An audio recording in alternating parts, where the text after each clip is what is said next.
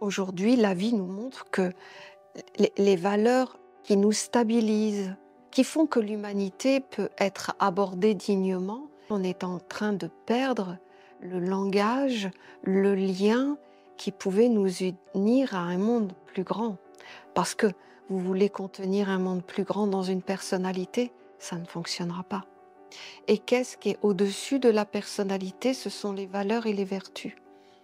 Et si ces mondes-là ne sont pas alimentés de la vraie vie, de la vraie mission, eh bien, ça n'existera plus. Ce seront des protocoles extérieurs, ce seront des dogmes, ce seront des mots qu'on utilisera, mais ce sera qu'une lettre morte. Il n'y aura plus d'esprit dedans.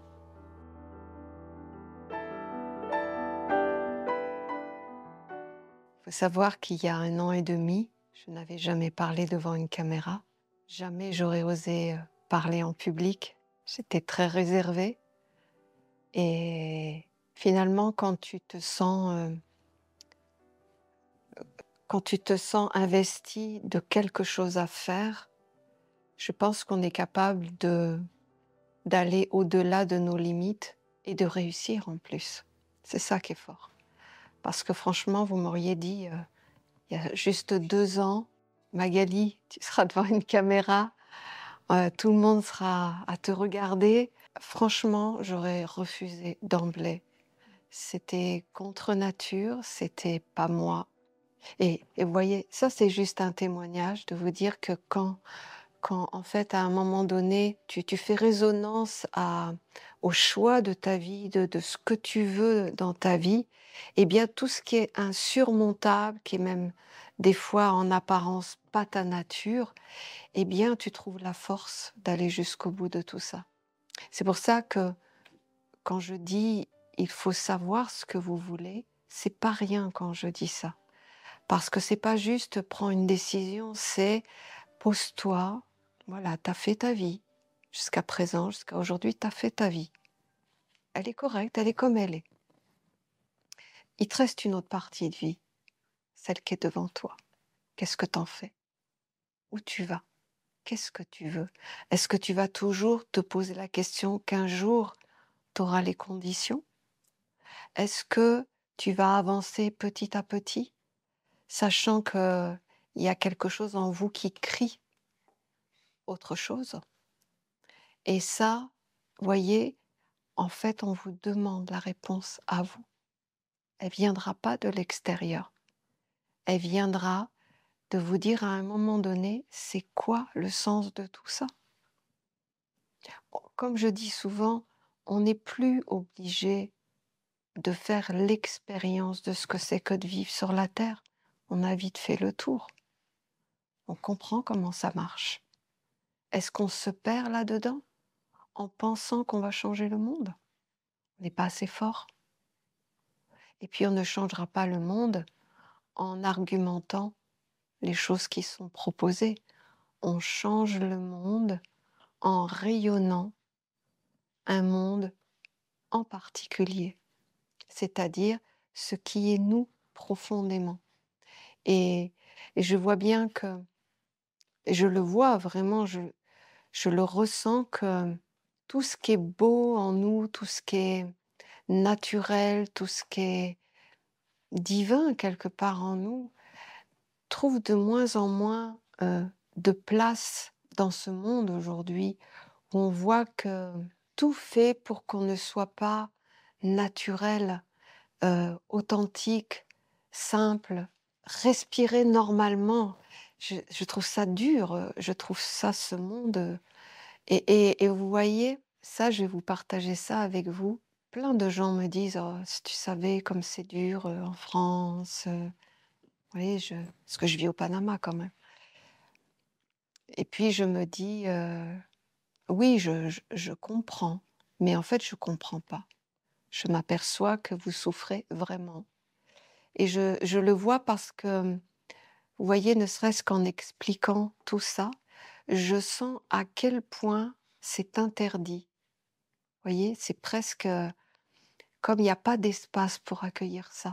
Mais subtilement parlant, je me rends compte de la congestion subtile comme s'il y avait, du goudron invisible autour de nous, où en fait il y a des sujets, ils n'ont plus de place pour exister et c'est souffrance pour quelqu'un qui veut vraiment être, dans le délicat, dans la douceur, dans la subtilité, dans des choses, dans des valeurs de base et je me rends compte à quel point ce monde est vraiment en train de tout détruire, quoi. C'est là, je le sens aujourd'hui, hem, à quel point des choses comme naturelles ne peuvent plus être entendues et je trouve ça difficile parce que, vous voyez, je vis, réellement dans un autre monde, mais le fait de ne serait-ce que de vivre au Panama où la vie est tellement plus simple, on est plus léger,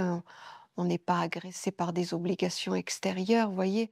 On arrive à pouvoir dire les choses simplement et je m'aperçois que finalement, j'aurais presque tendance à dire que aujourd'hui, un chemin de lumière, même si tout le monde en parle, un vrai chemin de lumière qui veut dire vivre pleinement les vertus des anges, entre guillemets, puisque les anges, tout le monde en parle, mais il faut savoir que les anges, avant tout, ce sont les pères des vertus que nous portons en nous. Mais si on ne peut plus les exprimer, où va être notre évolution? Puisque si on prend le cycle de la vie, on sait, à partir du moment où on est d'accord là-dessus, qu'il y a la réincarnation et que nous avons été, voilà, nous avons fait un cycle, nous avons été des pierres, des végétaux, des animaux, et aujourd'hui nous sommes des hommes et des femmes. Et on voit que notre chemin de demain, si on prend la logique, je ne vais pas dire que c'est ce qu'il faut, mais si on prend la logique des choses, il y a des règnes encore au-dessus de nous qui vont nous conduire aux retrouvailles de notre unité, de notre immortalité. Donc, le règne qui est au-dessus de nous, ce sont les anges. En principe, quand nous terminerons notre cycle d'humain sur la Terre, quand on va avoir fait ce qu'il faut faire pour avoir de moins en moins de liens enchaînants à la Terre, eh bien, en fait, on va être capable d'adapter ou d'adopter une autre façon de considérer l'évolution de la vie qui va être celle des anges qui ne pensent pas comme nous, qui ne vivent pas comme nous et qui n'ont pas la même mission d'un point de vue plus grand et plus large. Donc, en réalité, sur un chemin initiatique, ce qui nous est demandé, c'est de commencer à préparer comme un terrain en nous pour pouvoir un jour être capable d'avoir réglé tous les endettements que nous avons accumulés de vie en vie et que quand on partira de l'autre côté, eh bien on soit déjà un peu construit pour pouvoir entamer ce monde. Mais en fait, la construction, elle commence maintenant. Elle commence, c'est que fais-tu des anges aujourd'hui dans ta vie? C'est pas, des êtres avec des petites ailes, de l'autre côté qui vont t'apporter la bénédiction. Où peux-tu le porter dans ta vie? C'est en rendant de plus en plus fin, pur et délicat, c'est-à-dire dans son authenticité, une vertu. À ce moment-là, tu es en train de te créer un corps où l'ange va commencer à trouver comme l'équivalent de son monde et va commencer à pouvoir te montrer une autre vision des choses. Quand un ange, un monde supérieur peut utiliser les vertus que tu portes en toi, à ce moment-là, l'ange va t'amener une vision plus large, plus j'allais dire plus lumineuse, mais ça veut rien dire. C'est-à-dire qu'en fait, tu vas voir les choses en dehors de tes enchaînements et tes conditionnements physiques, où on te fait regarder la vie d'après tes besoins de la vie. Aujourd'hui, la vie nous montre que les valeurs qui nous stabilisent, qui font que l'humanité peut être abordée dignement, on est en train de perdre comment conserver ça en nous. Et qu'est-ce que ça veut dire? On est en train de perdre le langage, le lien qui pouvait nous unir à un monde plus grand. Parce que vous voulez contenir un monde plus grand dans une personnalité, ça ne fonctionnera pas. Et qu'est-ce qui est au-dessus de la personnalité? Ce sont les valeurs et les vertus. Et si ces mondes-là ne sont pas alimentés de la vraie vie, de la vraie mission, eh bien, ça n'existera plus. Ce seront des protocoles extérieurs, ce seront des dogmes, ce seront des mots qu'on utilisera, mais ce sera qu'une lettre morte. Il n'y aura plus d'esprit dedans. Et en fait, nous, il nous est demandé, voilà, au moins de préserver l'existence, entre guillemets, de la race humaine, et à savoir que notre passage à chaque fois sur la Terre, c'est pour écrire la suite de l'histoire. Et si on ne transmet plus des valeurs d'origine, eh bien la suite de l'histoire, elle va être comment? Dans 3 générations, on ne saura pas ce qu'est un homme, ce qu'est une femme. Et si aujourd'hui, sachant que si on écoute son intériorité, si on écoute sa sensibilité, on sait qu'il y a des choses prédominantes chez nous, naturellement. Si on n'écoute pas le mental ou ce qu'il faut faire, il y a des choses prédominantes. On sait, par exemple, en tant que femme, on sait que la douceur fait vraiment partie de notre vie. Tout que, comme un homme, on sait que le côté il veut rendre heureux ou protéger les êtres qu'il aime, c'est écrit en eux. C'est, voilà. Mais des fois, ben, on n'a pas les conditions pour s'exprimer, mais c'est inné en fait. Si on laissait la place à ça, le monde serait tellement mieux. Un monde supérieur, quand il te regarde, il ne voit pas les paroles que tu dis, il ne voit pas les gestes que tu prononces, il ne voit même pas les actes que tu fais. Par contre, il sent et goûte le goût que tu es. On dit que les anges se nourrissent de la bonté des hommes. En fait, la bonté des hommes, c'est une qualité de cœur, une qualité de respiration, une qualité d'être intérieur qui après va se manifester dans les actes du quotidien. Et vous voyez, c'est ça qui est important, c'est l'esprit, c'est-à-dire la vie qui sort de votre propre source et qui alimente un monde que vous choisissez.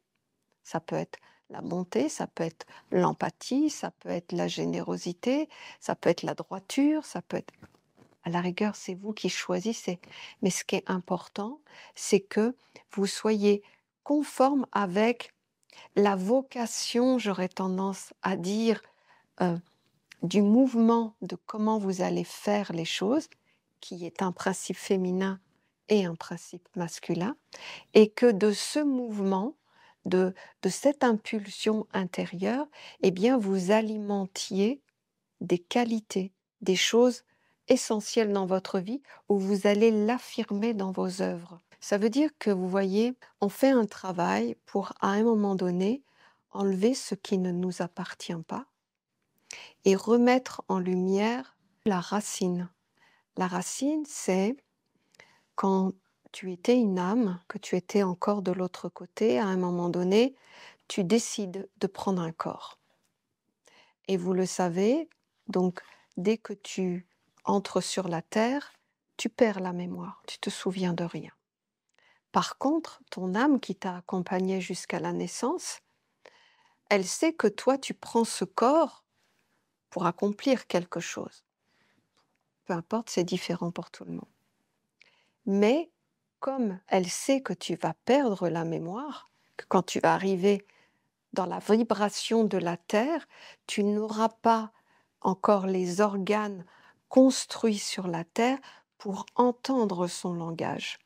Et donc, elle laisse à l'intérieur de toi, comme un petit disque dur, c'est pas un disque dur, mais c'est une mémoire, c'est quelque chose qui est en toi et qui t'est demandé d'organiser ta vie et donner les conditions pour que, à un moment donné, tu enlèves ce qui se pose, c'est-à-dire ce qui ne t'appartient pas, ce qui se pose sur ta racine, tu l'enlèves et à ce moment-là, tu permets à la mémoire de parler et de te révéler la mission de vie sur la terre. Quand tu vas avoir fait le travail d'enlever ce qui ne t'appartient pas, eh bien, ta racine va te révéler, ou même déjà, tu peux avoir des prémices de quelles sont les choses que tu portes en toi d'essentiel. C'est la révélation des choses qui vont te permettre de réaliser ta mission de vie. Je m'explique. Quand tu viens également sur la terre, tu prends des éléments avec toi qui sont des fondamentaux. C'est avec ça que tu vas pouvoir construire ta mission. Ces fondamentaux sont en toi. Tu les as depuis ta naissance. Et toi, tu dois juste les prendre comme les outils de construction de ta vie et pas les outils qu'on t'a dit de prendre. Ok? Donc, déjà, le premier travail que vous pourriez faire, c'est de faire une introspection dans votre vie et de regarder ce qui est inné en vous, qui n'a jamais bougé, que vous avez depuis que vous êtes petit, et que quoi qu'il arrive, ça reste. Ça ne change pas, ça ne suit pas les modes, ça ne suit pas l'âge, c'est toujours là, c'est plus ou moins intense, ça dépend des périodes de vie, mais c'est toujours, toujours là, en vous. Et ça, vous voyez, si c'est là, malgré les tempêtes, les ouragans, et tout ce qui s'est passé dans votre vie, ça n'a pas bougé, c'est que ça fait partie de vos fondamentaux. Les fondamentaux sont comme des mains ou un intellect, si vous voulez, qui vont vous permettre de tout créer à partir de ça. Parce qu'aujourd'hui, vous êtes un être constitué, mais dans le fond, si je peux me permettre, vous ne savez pas ce qui habite en vous. Vous êtes visité régulièrement, vous changez d'avis, vous changez de sentiment, mais dans le fond, vous avez envie de bâtir, mais vous ne savez pas quoi, vous ne savez pas qu'est-ce qui est bon en toi, qu'est-ce qui est le bon choix, qu'est-ce qui t'anime profondément, mis à part votre envie d'un absolu et de vivre un avec un monde supérieur pour être dans une certaine sérénité intérieure. Ça, on le vit tous, mais on ne vient pas pour seulement goûter la sérénité d'un autre monde alors que nous avons un corps et que nous avons un capital à l'intérieur. Nous devons accomplir notre mission de vie. Notre mission de vie, bien sûr, va être révélée avec les années de votre vie, en principe, mais en attendant, pour être, on pourrait dire, dans la bonne ligne directrice de votre mission de vie sans connaître encore votre mission de vie, vous devez remettre en lumière ce qui est de vous et pas ce que vous avez attrapé occasionnellement dans votre vie pour arriver à faire des choses. Voyez, parce qu'il y a des choses qu'on emprunte pour 1 an, pour 10 ans, pour accomplir ou passer à autre chose. Ça peut être lié au karma, peu importe. Mais il y a des choses en vous, il y a 3-4 choses qui sont innées, que vous avez depuis votre naissance et qui est toujours là, en arrière-plan.